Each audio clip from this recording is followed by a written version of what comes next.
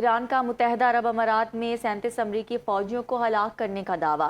ایرانی فوج کی ترجمان کے مطابق پاسداران انقلاب نے UAE میں خفیہ مقام پر جاری امریکی فوجیوں کی میٹنگ کے مقام کو ہدف بنایا۔ اسرائیلی حکومت کے تیل بردار ٹینکر کو بھی ہدف بنایا گیا۔ خلیج فارس میں نشانہ بنائے گئے آئل ٹینکر میں آگ بھڑک اٹھی۔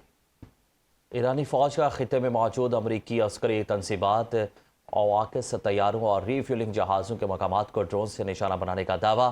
ایرانی فوج کے مطابق صہیونی حکومت اور امریکہ کی جانب سے ایران کے رہائشی اور غیر عسکری علاقوں پر وحشیانہ فضائی حملوں کے جواب میں ایرانی فوج نے ڈرون کارروائیوں کے ذریعے بن گوریان ایئرپورٹ پر موجود امریکی عواقس اور ری فیولنگ طیاروں کے مقامات، ریڈار مراکز اور متحدہ عرب امارات میں موجود الیکٹرانک وارفیئر سائٹس کو نشانہ بنایا ہے۔ حملے میں 2000 کلومیٹر تک پرواز کرنے کی صلاحیت رکھنے والے جدید آرچ-2 ڈرونز استعمال کیے گئے۔ مشرق وسطیٰ میں جاری کشیدگی اور جنگی صورتحال، یورپ میں آئندہ ماہ سے جیٹ فیول کی ممکنہ قلت کا خدشہ۔ رپورٹس کے مطابق مئی اور جون کے دوران جیٹ فیول کی سپلائی کا تقریباً 25% حصہ متاثر ہو سکتا ہے، جس سے فضائی آپریشنز پر دباؤ بڑھنے کا امکان ہے۔ ممکنہ بحران سے نمٹنے کے لیے متبادل منصوبے تیار کیے جا رہے ہیں۔ صورتحال کے پیش نظر یورپی فضائی صنعت غیر یقینی صورتحال سے دوچار ہے۔ آئندہ ہفتے نہایت اہم قرار دیے جا رہے ہیں۔ ماہرین کا کہنا ہے کہ اگر تنازع جاری رہا تو اپریل سے جون کے درمیان فضائی ٹکٹوں کی قیمتوں میں نمایاں اضافہ ہو سکتا ہے۔ عالمی توانائی ایجنسی کے مطابق مشرق وسطیٰ کے موجودہ بحران کی وجہ سے یومیہ 12 ملین بیرل سے زائد آئل سپلائی متاثر یا ضائع ہو چکی ہے۔ اس کشیدگی کے باعث آبلۂ ہرمز کے راستے جہاز رانی میں 70% سے زائد کمی آئی ہے، جس سے تیل کی عالمی منڈی میں بڑا تعطل پیدا ہو گیا ہے۔ امریکہ اور اسرائیل کے رات گئے تہران پر شدید حملوں میں سرکاری انفراسٹرکچر کو نشانہ بنایا گیا۔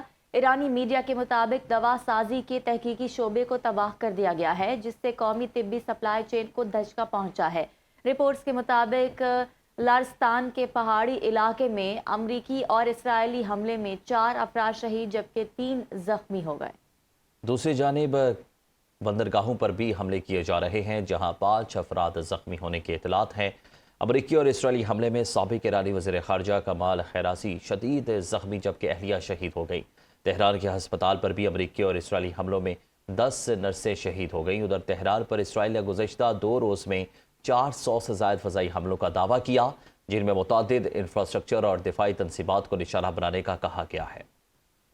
پاسداران انقلاب کی جانب سے آپریشن وعدہ صادق چہارم کے تحت خطے میں امریکی اور اسرائیلی اہداف پر حملوں کی 79ویں لہر کا آغاز۔ پاسداران انقلاب کے مطابق حملوں میں 100 سے زائد بھاری میزائل، حملہ آور ڈرونز اور 200 راکٹس فائر کیے گئے۔ تل ابیب سمیت مختلف علاقوں میں میزائل گرنے سے نقصانات، بنکرز کی طرف دوڑنے والے 6 یہودی آبادکار زخمی ہو گئے جبکہ 1 ہلاک ہوا۔ ایرانی حملوں میں قدامت پسندوں کے بنکرز کو بھی نقصان پہنچایا گیا۔ اسرائیل کے مختلف علاقوں میں ایرانی میزائل حملوں سے کئی عمارتیں تباہ ہو گئیں۔ کم از کم 25 اسرائیلی زخمی ہوئے، 2 کی حالت تشویشناک ہے۔ دوسری جانب بحرین میں ایک امریکی فوجی ٹھکانے کو بھی نشانہ بنایا گیا۔ اطلاعات کے مطابق الادیری بیس پر بیلسٹک میزائل حملہ کیا گیا، جس کے نتیجے میں ایک ہیلی کاپٹر تباہ جبکہ دیگر کو شدید نقصان پہنچا۔ ایران کا متحدہ عرب امارات میں 37 امریکی فوجیوں کو ہلاک کرنے کا دعویٰ۔ ایرانی فوج کی ترجمان کے مطابق پاسداران انقلاب نے UAE میں خفیہ مقام پر جاری امریکی فوجیوں کی میٹنگ کے مقام کو ہدف بنایا۔ اسرائیلی حکومت کے تیل بردار ٹینکر کو بھی ہدف بنایا گیا۔ خلیج فارس میں نشانہ بنائے گئے آئل ٹینکر میں آگ بھڑک اٹھی۔